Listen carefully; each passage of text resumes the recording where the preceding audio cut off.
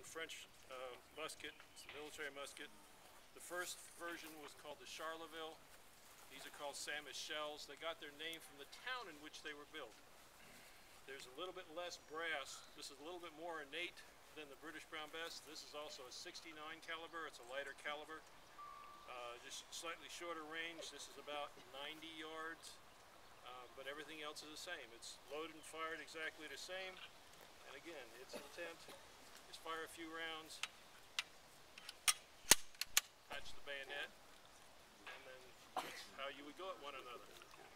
These weapons could be loaded 4 to 5 times a minute in a battle.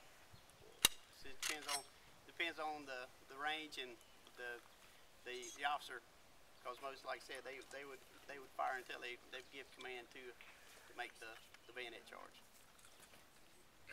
Now, a lot of the French muskets were sent over here and sold to the Continental Congress by the French for $1 a piece. And then they loaned us the money without interest to buy them. Now, why do you think that was? Because we were shooting at the British. Okay, he's going to step forward and tell you the difference basically between a musket and a rifle. Okay, those gentlemen just showed you what would have been the assault rifle of the day. This is more of a hunting weapon. It's a 50 caliber, but it's rifled.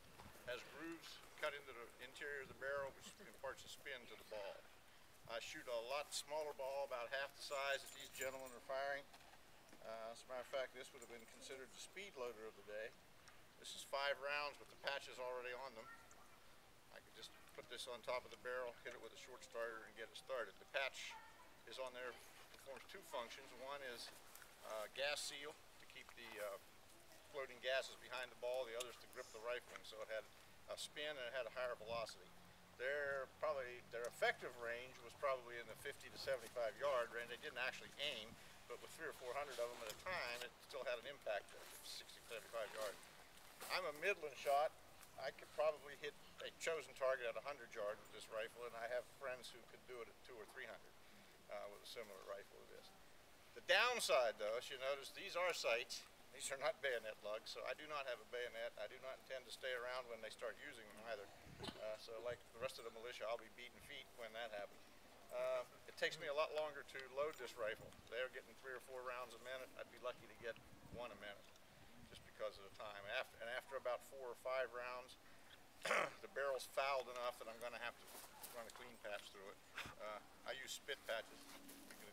Sorry, moms, but that's just the easiest thing to do. Shoot that thing and stuck the ball down there. But if you get a bigger patch and you get a good and wet, you just swab it down the barrel and a couple times and pull it out. And the next 2 or 3 loads will go better. But in any case, 4 or 5 rounds, and I'm having trouble loading the rifle by that time. So it slowed me down quite a bit. And as I pointed out, once the bayonet charge starts, then I'm going to get busy going somewhere else, which is what generally the militia do. But I came to help them. I'm a Scots-Irish Presbyterian from over around Asheville, and they're shooting British, so that's why I'm here. I came to help them do that. So Does anybody have any questions about the muskets as opposed to the rifle or anything you've seen?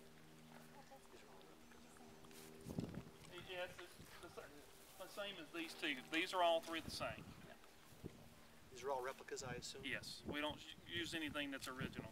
They belong in museums. Any other questions? None at all. So we've either told you everything or totally confused you. What would be the percent of killed? What would be the percent of injured? And what would be the percent of died? Actually, the percentage of deaths was very low because of the inaccuracy of the weapons. The bayonet, yes, was used a lot too, but in later war, it's like you take the American Civil War, the war between the states, they were using 18th century tactics with 19th century weapons because they were all rifled. And that's why the death toll was so much higher. Yeah. But it was probably 10 to 15%.